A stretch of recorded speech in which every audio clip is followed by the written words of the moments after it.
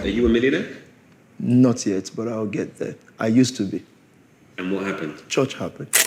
No, I'm looking at a kind of woman that is going to produce finances. I said, if he was a rapper, people would love it. You know what I mean? It's unfortunate that he's a man that should be doing things, in my opinion, differently. I don't need to be looked at as nice within a community that has no benefit to give me.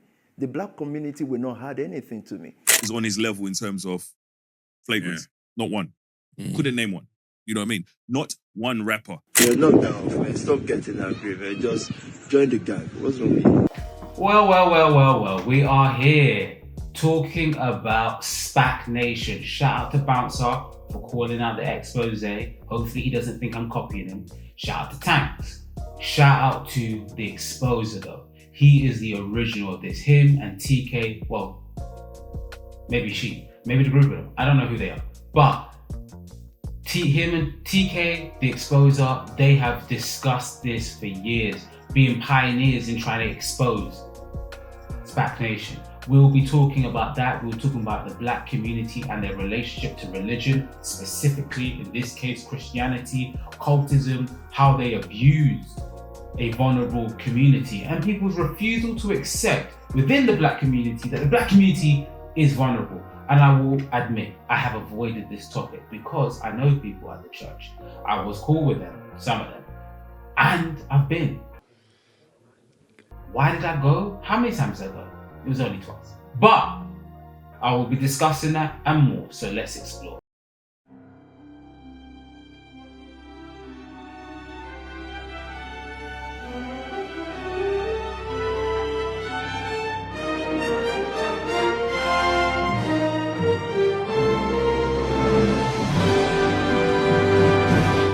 Before we get into that, please do me one massive favor. Please like, comment, share, and subscribe in order for the channel to grow. It's going to need your support. I would love, by the end of the year, if I could be on 1,000+ subscribers. So if you watch this and you want to be a part of the journey and you like it, subscribe. Help a brother out. So just subscribe. Put into the comments what you want to see next. This trip is trippy.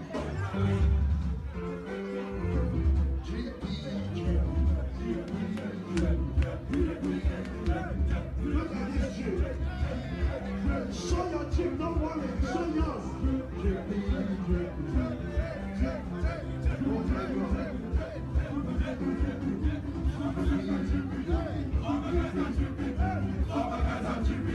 There is probably no better place to start than my own story with SPAC Nation. When I went, like I said, I've only been twice. I went for a friend. Yeah, it was a girl. I ain't gonna lie. Yo, you a clown, man. Whatever. Whatever, it is what it is, isn't it? But I went, at the time the church was getting a lot of traction. I had friends that were going there, people I went to school with, and they looked very elite. They were dressed very, very well. So a part of my going was also curiosity. Oh my God, you're dead! SPAC had this way of recruiting uni students. I was at uni at the time. I can't remember the year. I think it was 2017, maybe? Yeah, it must have been 2017. I went to the service. The first amber flag I would say was it being at the Hilton Hotel. I just thought this is a very expensive place. Everyone's just very, very nice. It made me think, how are they getting their money? Just naturally as a question. And then the second thing that went from an amber flag till when I left the church and I walked home. No, I didn't walk home. I went from a walk to London Bridge. The thing I considered was, everyone's dressed so nice. It's at the Hilton Hotel, and they mentioned seed a lot. Giving seed, giving back to the church, tithes. Then there was this weird thing that he spoke about, Pastor Tobi. No, it wasn't Pastor Tobi. One of the pastors said about writing a check. If you work, make sure you're writing a check to this charity. My brain just went, this must be a tax write-off kind of thing. It just screamed something strange to me. So there were red flags. So in one sense, I guess I would say I'm surprised some people who went there didn't catch onto those red flags. But again, I'm different to everyone. I've got a different story. Some of my friends that went there felt a calling. Some of them had been through so much. Some of them had lost a friend of ours, well, someone I went to school with, and they were able to connect.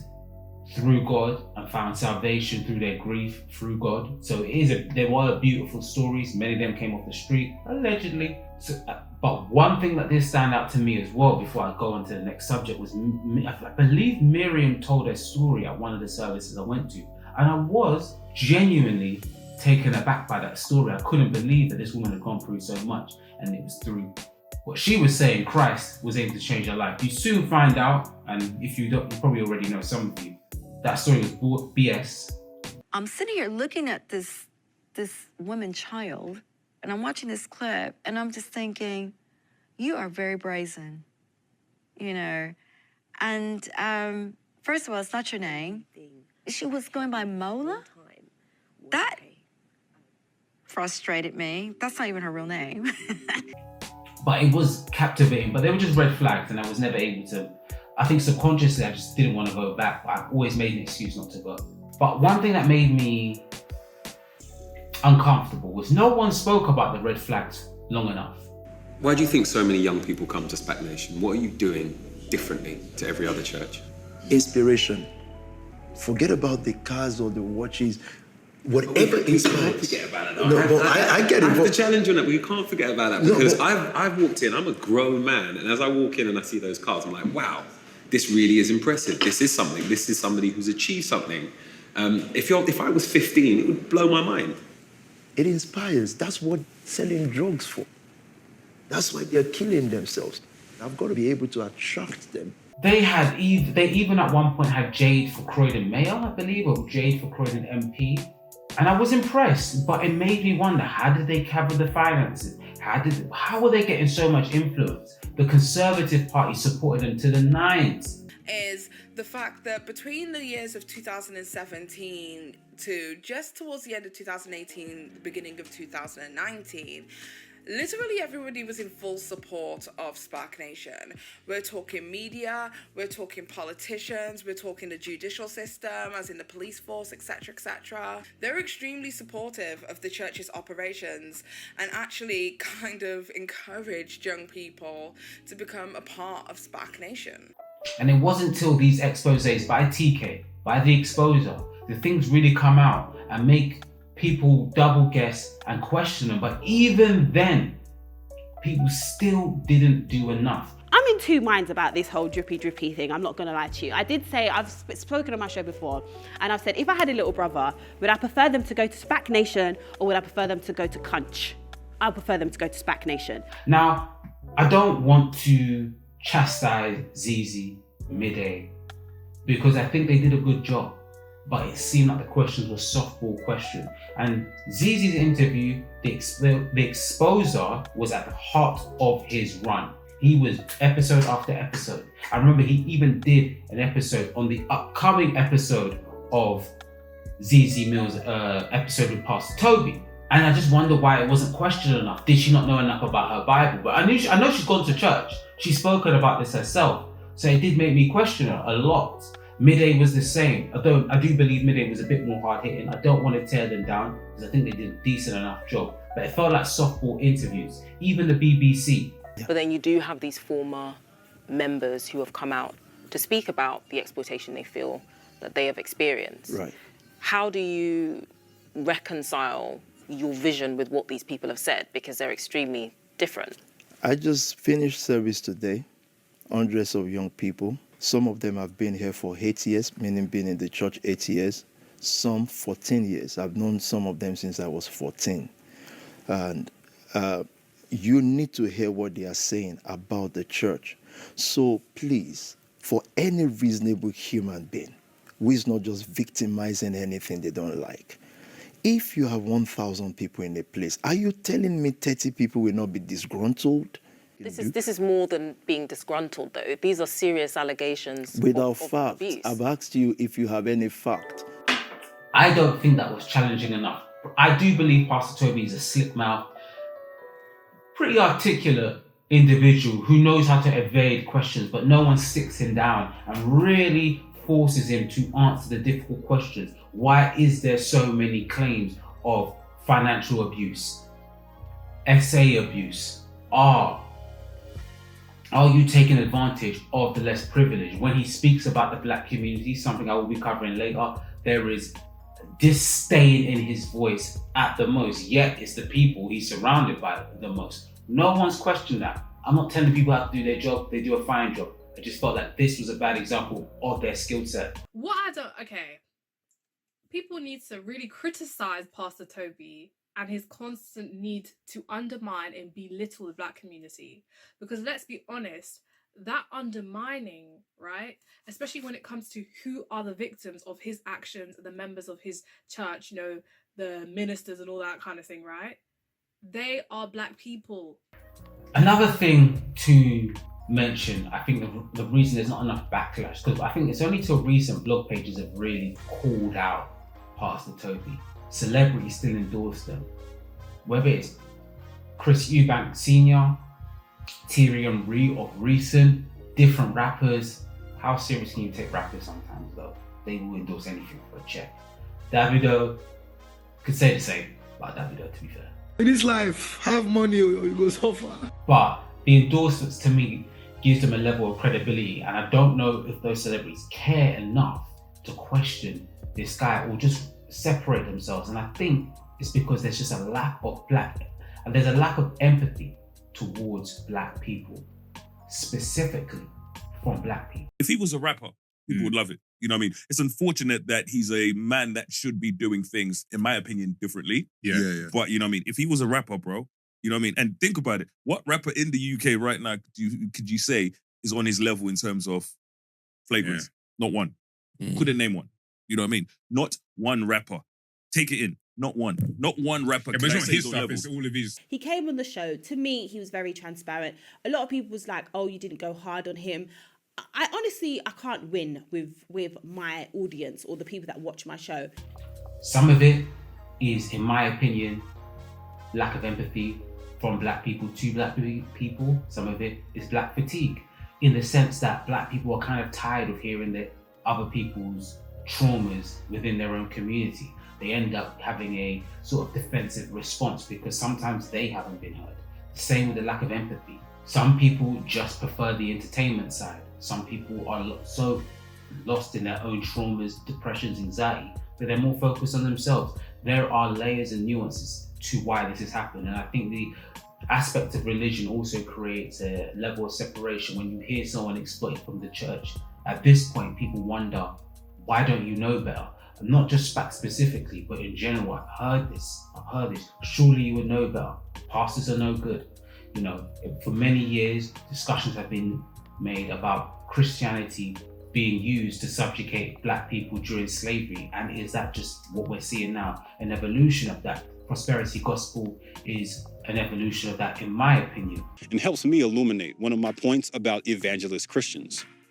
Not only are they content creators looking to score social media points by pulling crazy stunts in their sermons, they don't really learn from their mistakes. Many people have spoke about this around Islam, although Islam's relationship with that is a bit different, but just in the sense of it was used to subjugate black people during slavery. So there's frustration when people hear these stories. Some people may think, T, you're over-intellectualizing this, but you have to understand the layers of this. You have to get beneath the root of this, because the lack of reaction I see sometimes, it's alarming. It's as if people don't care about their black community, the black diaspora as a whole, because that's who's being taken advantage of. And it's by a black person. I do think, especially when I look at some of the celebrities, some of this endorsement is because they were depicting black excellence. I've talked about black excellence, but I know some people who'll be watching this might be your first time watching any of my videos, most of you maybe. Black excellence is a lie. Black excellence essentially means, hey, you've done well because you have proximity to what we think white excellence looks like. And that's not to say success and achievements shouldn't be acknowledged, no matter the industry. If it's a white dominated industry, maybe you should get more praise. But what happens is, if someone appears to have assets, wealth that are in line with what we think white wealth looks like, we give them too much praise and not actually understand what black excellence is. Black is excellent, in my opinion, and You don't need to be necessarily in banking, trading, fashion to be a symbol of excellence. If you notice, that is a lot of what SPAC Nation promote, especially the way Pastor Tobi dresses. But it's not just Pastor Tobi, it's all the pastors. And I think that symbolism of black excellence, people wanted to align themselves to it or were jealous of it, and it made them feel, hey, you had what was coming going to that church. I think that's part of some of the lack of empathy and the lack of exposés earlier about SPAC Nation and Christianity and churches taking advantage as a whole. If, again, black excellence requires all of me, all of my culture, my history, my AAVE, right? My sucking of my teeth. If black excellence requires me to put down all of that for the sake of success, I am not interested. Another thing I wrote down, we are infighting about who is closest to whiteness. The measurements aren't our own. You're trying to be closer to your oppressor and the system is broken. Like, just think about this. We're fighting each other to be closer to our oppressor, to be accepted by our oppressor. How crazy doesn't that sound crazy? That sounds absurd to me. That sounds absurd. I can spend that energy doing something else productive, something else that benefits my people, something else that benefits me. Because if I keep playing into a system that says that my blackness is not enough, I'm going to start believing it. But I'm going to be super honest with you guys again. I could have gone down the route of going, which pastor was bad, with the figureheads at the church who were exploiting, and I thought that could get messy, and I think there's people who've done it better. Again, I say the exposer has done it the best. It's literally like a docu-series of different pastors. If you want more, please go over there. There's also Bouncer, what he's done. He's gone through different pastors, Pastor Henry. That story itself goes to him. He has done a phenomenal job in exposing what Pastor Henry has done. Again, I want to just be honest with you guys. Sadly, these stories in my own personal life, I'm not even too shocked by it. So there's a level of desensitization I have. That might be why not enough people care. But those people have done a better job of specific expose. But there are some pastors I need to call out, specifically one. And you probably could take it hit. People. So I thought about what I could do for women, all types of women, not just people that have been involved in the criminal justice system, but any woman who's interested in turning her life around, setting up a business. What could I do to help her? So I set up Mentor Matcher, which is an initiative that kind of connects more senior women in business to become mentors to women like me. But I think because I was so infatuated with this woman that I didn't realize that she was actually taking me for a dickhead. Big time. Who understand call and assignment. They understand that they don't have their own life. These things sound very cruel in the church.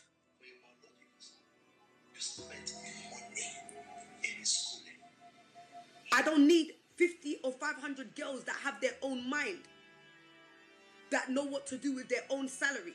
Mariam's story, when you first hear it from her mouth, you think she's someone that's come from, Newham. She was a fraudster, manipulated by men. I do believe that to some degree, if I'm honest with you. But manipulated by men, had a baby in prison, came out of prison, changed her life, built a rental shoe store where people could rent out expensive shoes, then went from that as a pastor.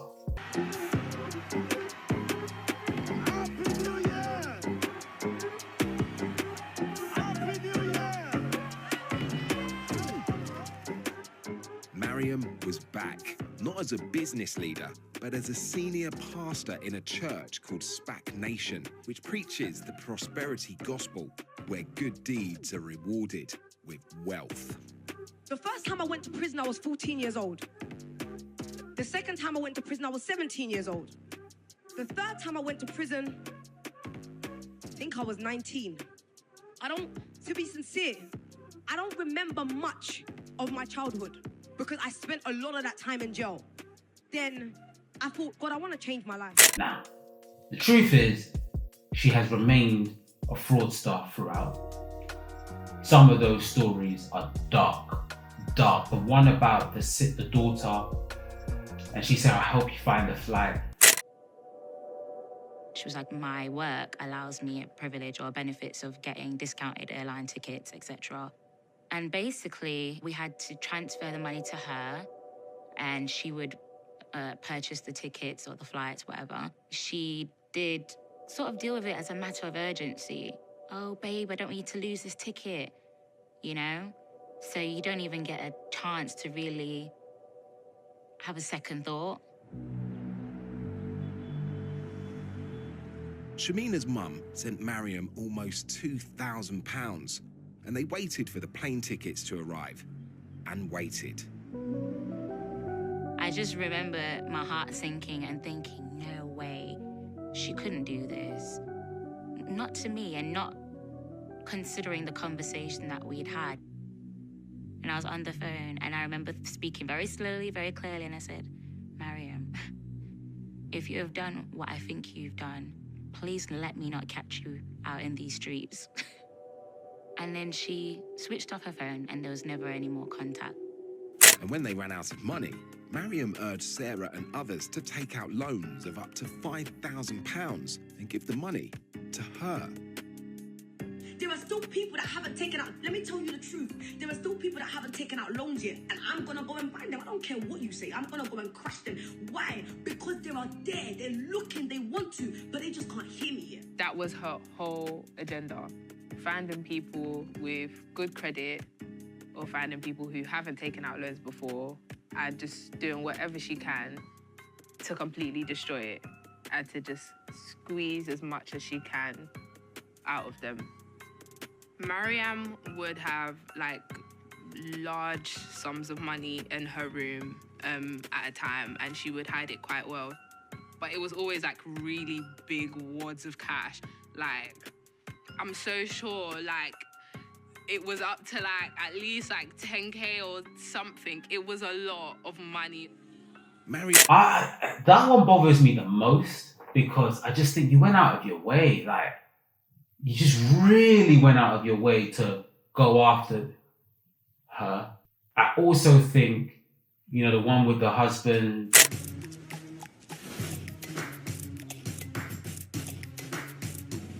My name is Mrs. Tamar Michelle Goff. Mariam defrauded me about between 77 and 100,000 pounds.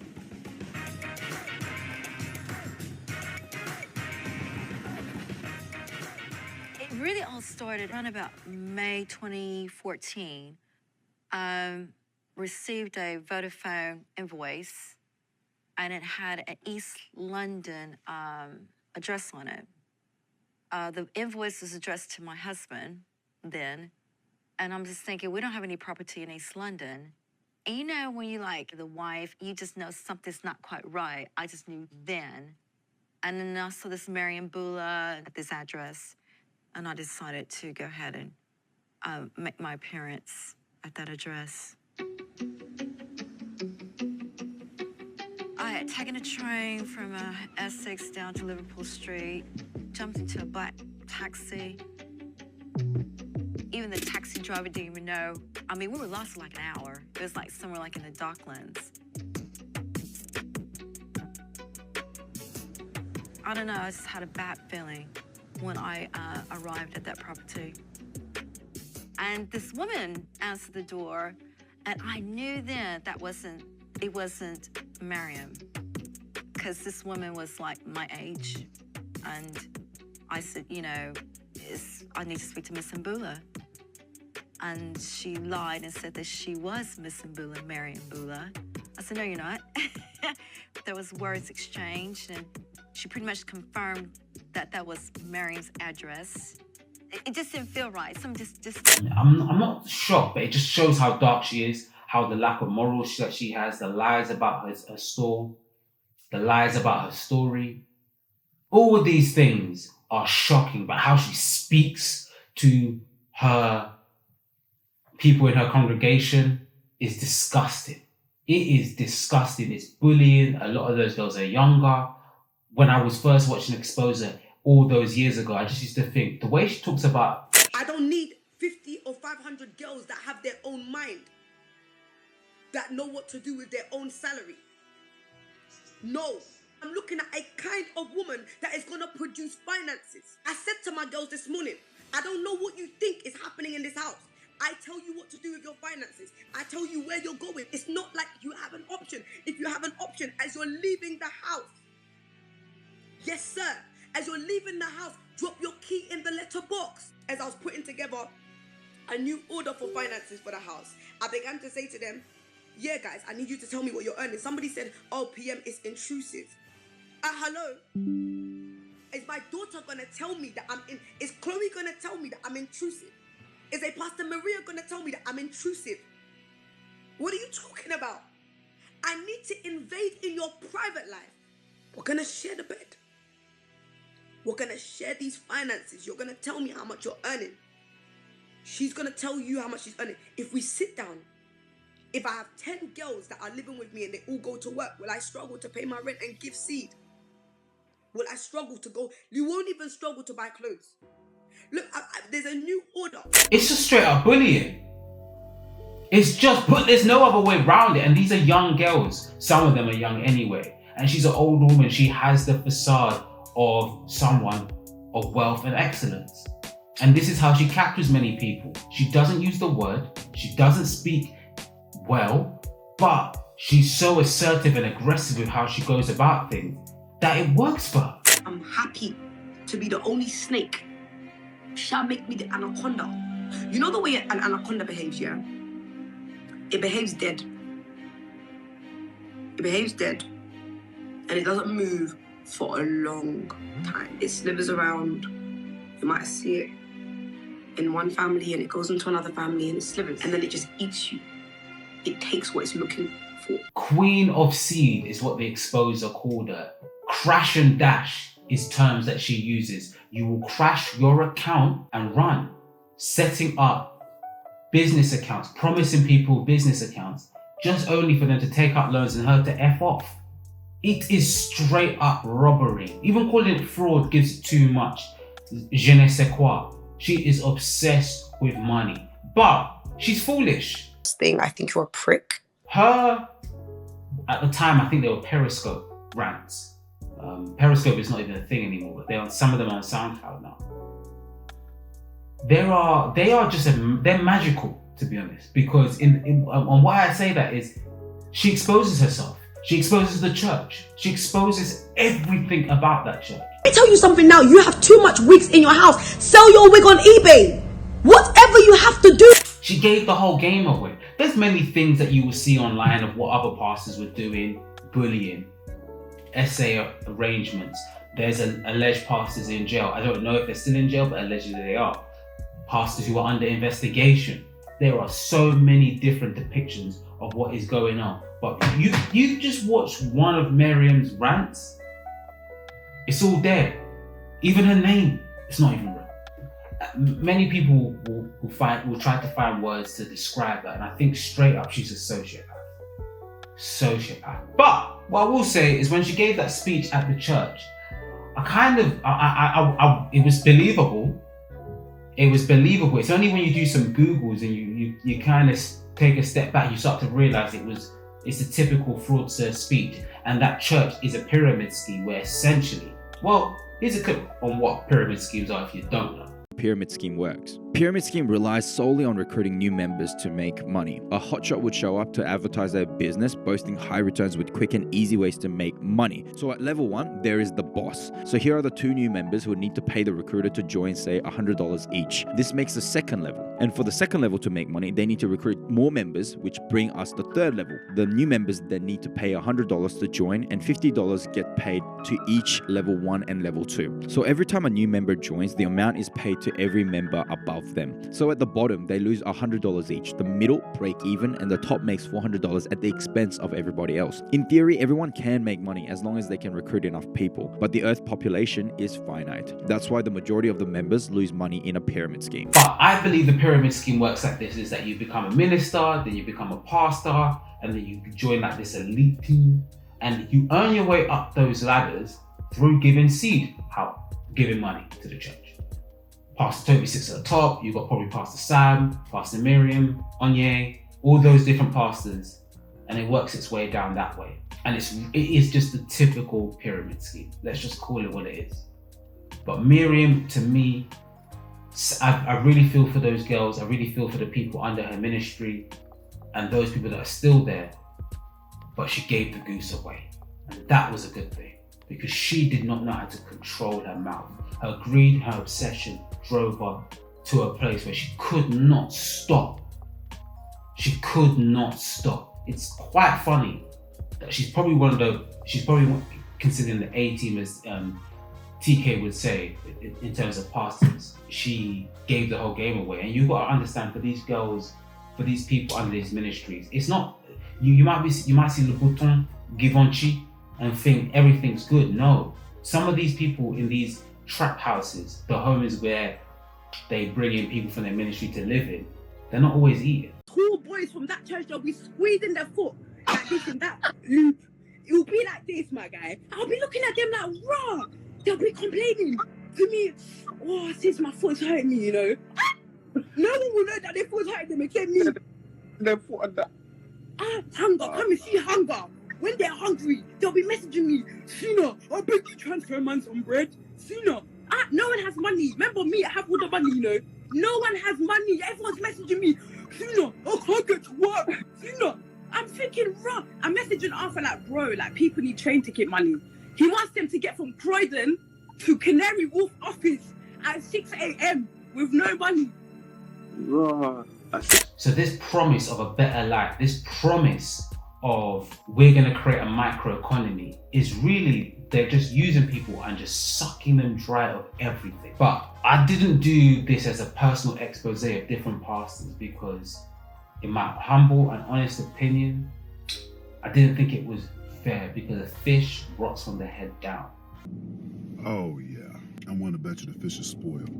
The fish is spoiled. And we have to talk about the head of this operation. Okay. Yeah. Yeah. So all our so-called extravagant lifestyle, we are givers to our community. Yeah. Okay, so I'm angry now. It's Fendi week. Yeah? It's going to be Fendi. Offending people with Fendi. Everybody keeps saying, as in, what kind of reporting does not take into cognizance that SPAC Nation feeds about 50 families every month? 50. No justice. Nobody will speak for him. Not his fucking church. Not his fucking pastor. Nobody's gonna speak for him because he's poor. Come on, man. I'm just joking, man. Knock that off, man. Stop getting angry, man. Just join the gang. What's wrong with you? PT, Pastor Tobi, I'm glad you have seen the clip from TK where he essentially exposes how he gets his wealth. It's literally just defrauding people. But no one's, and then there's moves, you lot are doing 150 moves and people are coming to you for their money and nothing's been done. He said, yeah, I know about it, but I did know about it, but whoever's telling you, he's brushing it, innit? Yeah. He's brushing And when it. you say 150 You know what I'm saying? moves, you're talking about £150,000 moves. 150 moves, 150. Yeah. 150, 60. So what happens? He will go on. So when people get robbed and come to the church, they'll find him and he'll book a meeting. Then he'll set up a payment plan where he's paying them 10% a month. But then after the third payment, he's ghost. You can't get to him. That's why he's got security and all of that. But he'll go on like he don't know. But these times he's eating like 80% of it. Of course. Depending who it is. Yeah. But he's eating off it. But then he'll go on like he didn't know nothing about it. And that's what I thought. This Pastor Tobi or Pastor Sam? Pastor Tobi. Okay, cool. So all the stories about, I've been many businesses, I know I invest in different businesses, it's lies. What he does is he does these promises of certain things, takes about 100K from people and runs off. And then when they come back looking for their money, he gives it back in small installments. How does he afford that? He uses his church and says, hey, we need this for this, support me. Any way you can, whether it's loans, whether it's giving 80% of your paycheck, whatever it is. And what he does, he's very clever in how he answers these questions, is he isolates certain things and makes them seem ridiculous, which is a typical form of a liar. Please, churches should come out and say, we also feed who? How many people do we feed? Do your pastors not get paid from tithe and offering? Do I get paid from tithe and offering? Do our pastors create business for our community? No, we don't. Churches don't do that. We've done that with proofs. So if when a pastor decides to buy a house, what Pastor Tobi did was not to get a house, put the money back to people, should I not have anything in life? I don't understand it. So when people say the extravagant lifestyle and the allegations, how much is a loan? How much can a 18-year-old, 19-year-old get? And how many are these people? So after all these 20 years of living like I live, it's still loans. How? What's the figure? A typical form of a lie is to highlight the most ridiculous part of the story and go from there. Where he says, oh, how much blood can you give before you to fund Hilton Hotel? No, Pastor Tobi. We're saying all the extreme forms people are going. It's not just loans. It's not just loans. It's not just giving blood. It's not just giving your paycheck. It's the whole kerfuffle. It's the whole thing. You're not going to tell me it's all the businesses, because every time we look into a business that you've been a part of or has come from the church, they're all under liquidation. Proud of him. He told me, no, these people in the church approached me and said X, Y, Z, they can help me start a coaching thing. The pastor registered a company in Vic's brother's name and opened a business account for him with HSBC. When I was asking about the application process, he said, no, I never filled in an application. I just gave them my details and they did it. So straight away, I'm just thinking, that's not a church's responsibility to be doing that. The business account had an overdraft facility. How much was that? £2,000, the overdraft was. £2,000? Yeah. What happens to that money? So they basically take him to the bank. He withdraws £1,400, give it to them, because they said it was part of consultation fee / helping him set this business up. But there was no business and no money in the account. In the end, Vic's brother was left £2,000 in debt to the bank. Why do you think he fell for this? There's an element of him not doing research or being diligent enough. However, in ethnic minority communities, a lot of families, faith in general, it's like a beacon of hope for most families. In his head, there's no reason why they would be trying to trick him into anything or trying to do, anything that can get him in potential trouble. So he would obviously take their word for it. Every main leader there has been accused of something horrendous. This is under your watch, Pastor Tobi. Answer that. You said it was only a few, but every main leader there has been accused of something. I don't have it out for any of you. I have friends there. I don't dislike anyone there. To be honest, I didn't want to even cover this. I was encouraged by some of my friends. Shout out to them. I know they won't want to be named. Answer that. Pastor Tobi, I'm about to expose something too. There's been alleged other pastors have been sleeping around. Anyone who's been to church a few times ain't surprised by that. But you have been alleged to also be sleeping around. Alleged to be in a polyamorous relationship. Stop getting angry, man. Just join the gang. What's wrong with you? Address that. I don't want to even go darker and say other things that have been alleged. But please, address these things. I wish they were wrong. But these stories are coming at the bulkload. Pastor Tobi is everything what a cult leader is. Charismatic, he is. Great speaker, he is. Manipulates the word for it to fit his own narrative. Do I find him funny at times? Yeah, but it's in his ridiculousness. When he said, offended, come and knock it up, guys. Join the gang?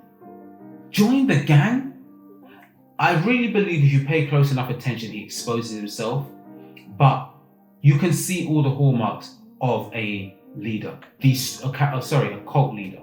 The stories, they're revealing a lot. Some of them I've revealed today. White, they are the best that can take that kind of a case up. He bills me 5K, and I'm looking at that 5K, I'm saying, I'll use this to send another kid to uni. I don't need to be looked at as nice within a community that has no benefit to give me. The black community will not add anything to me. All they can do is to say, nice guy. He's a man that barely speaks from the Bible. And if you listen carefully, believe he kind of hates Christianity. They're part of the problem. They didn't stand up in their generation. They told us to be fucking praying, guys. We were praying. They're still praying in Nigeria. I'm tired of everything Christianity. I'm just tired. I'm tired. That's what my dad taught me all the way. We saw police take bribes. They said God will solve it. God didn't do jack. I want nobody calling me, telling me about how God would do anything. I don't want to hear it no more. I heard it as a child. I grew up in my dad's house, and God did not do nothing. Jesus. No be debate, not deboku. I jump on here talking about having a debate with me about Jesus. Who is Jesus anyway? Who be that? May you have deboku. And I believe this is at the heart of maybe his motivation. Again, this is me playing armchair psychologist, but I do believe he is. I don't know why I wrote that like that. I was getting into character in it. But anyway, I do believe at the heart of this is that he has a disdain for Christianity. Maybe he feels it let him down. Maybe he feels the black community too let him down because he has the same disdain and anger and venom towards the black community. Any number of his interviews, he talks about the black community in a negative way. Yet it's mostly, maybe 90% black people that he is either reaching out to or has around him. Anytime you question him, he gets defensive, he trolls. The trolling to some degree is very intelligent and funny. But he gets so defensive, he never answers the questions. There are young girls being alleged to be SA'd, financially taken advantage of. The men are the same. The SA part 2. What are any of you going to do to address these claims? Blog pages, content creators, we have got to call it out. It's gone long enough.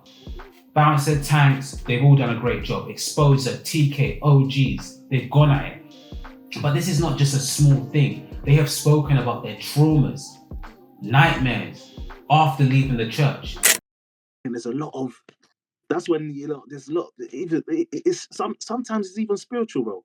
Because even when I left, even when I left, I still used to have dreams about being there. Do you know what? Do you know why it's so crazy? Do you know it's so crazy? I spoke to one of them. I spoke to someone one of the pastor's ex-girlfriends, and she said the exact same thing. She said when she was there and when she left, she said that she was having dreams about being there, like spiritual. Yeah, exactly. Like that's literally crazy. And I used to have dreams about being there, still being there. So it's hard to, and then you get that one phone call, you get a leader like Pastor Miriam, because there's a lot of them now that will call you and get in your head, and you're thinking, oh, you know what, cool, and you stay. Yeah. Then they will treat you, innit? For that moment, you'll think they will treat you. Then you're thinking, yeah, cool, then forget. Then it's back to that. Whether you want to believe it's spiritual attacks or PTSD, in my opinion, both. This stuff needs to be called out. We can't just joke around it anymore.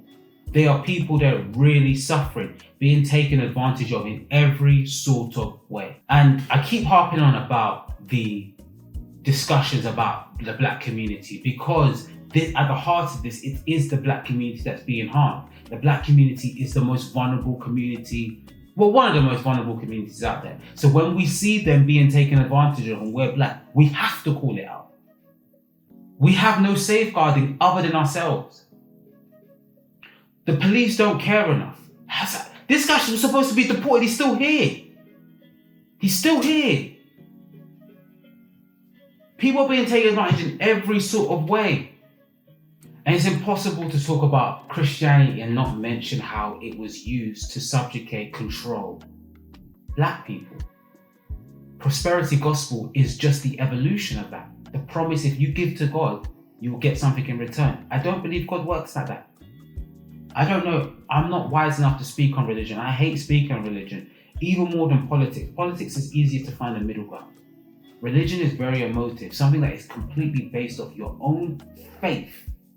for you to believe if it's very complicated, but its relationship with the black community and blackness needs to be discussed, because these pastors, these religious leaders that take advantage of the black community specifically, they have the most disdain towards the black community, but they're always saying how they're doing for the black community. To me, is the hallmark of a narcissist, when all you see is people being taken advantage of, but all they say is how much they do.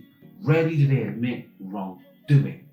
Because it would be remiss of me not to. This is a beautiful home and incredibly impressive property, and there aren't many pastors that are living like this. You know, I've passed 4 cars on the driveway, and this is a gorgeous 8-bedroom mansion. How are you paying for all of this? So I learned about property and housing long time ago. And so that helped me to raise investment to put into other people's businesses. Are you a millionaire? Not yet, but I'll get there. I used to be. And what happened? Church happened. Genuinely, you know, this is going to sound a bit contradictory, but I don't believe SPAC Nation is at the heart of the problem. I don't even think, dare I say, it's religion. I think we live in a society, and have been living in a society, that doesn't care about the weakest. And one quote I will give from the Bible is, what you do to the least of them, you do unto me. We live in a society where we look at the weakest people with disgust and think they should do better, and not realize that we are pulled by the weakest people. They either pull us down or pull us up. And we now live in a world where you've had the 2008 crash, you've had Brexit, you've had disillusionment of men, women being overburdened with financial responsibilities, and children. People have lost their way. Hence why cult leaders like Spack, Pastor Tobi, to be specific, have been able to take advantage of that. The reason why people gave him a blight was because he seemed to be helping the problem. Gang violence is just a response to socio-economical problems within the black space. A lot of those girls that have been taken advantage of have come from broken homes, mistreated, single mothers. It's not just a small issue. It's not just a small issue. These are issues, these are socio-economical issues that are at the heart of the black community that we need to do more to address. And the government, don't know why I look to the sky like it's God, but the government don't do enough. And quite frankly, as a community, we don't call it out enough. We brush it aside and say it's someone else's problem. And that is how this problem happened. SPAC is merely a symptom, not even a symptom. They're merely a spawn of a problem of wider society. And cutting them off will not cut off the problems until we address these other larger socio-economical issues. They are large. We are not getting better economically. We are kept in one space and squeezed so much by the people at the top. But we look at the people at the bottom and say they're dragging us down. That is not the truth. And the people at the top look at us in the middle and laugh. And laugh. And then it's people who seem to be Pastor Tobi, seem to be have this decadent lifestyle, seems to be someone who's a 1%er that we look as a savior, when he really was just an abuser and just a manifestation of that as well, because the real abusers are even above him. Why did the Conservative Party side with him so much? It's a question I'll leave you with. Guys, put into the comments what you think. Put into the comments if you want me to cover anything else. Normally I make it. What is underneath my nose? I'm out. I said to her, listen to me very carefully. I don't care if I'm online. I said to her, so what happened? Why is your seed £100? She said to me, sir, I'm calculating over 4 months. I said to her, wait, what happened? Where did you get that decision from? Because am I behaving like that? So have you stepped out of the leadership that you know? Says, oh yeah, well, I'm just going to keep myself over 4 months. I said, 4 months, you know.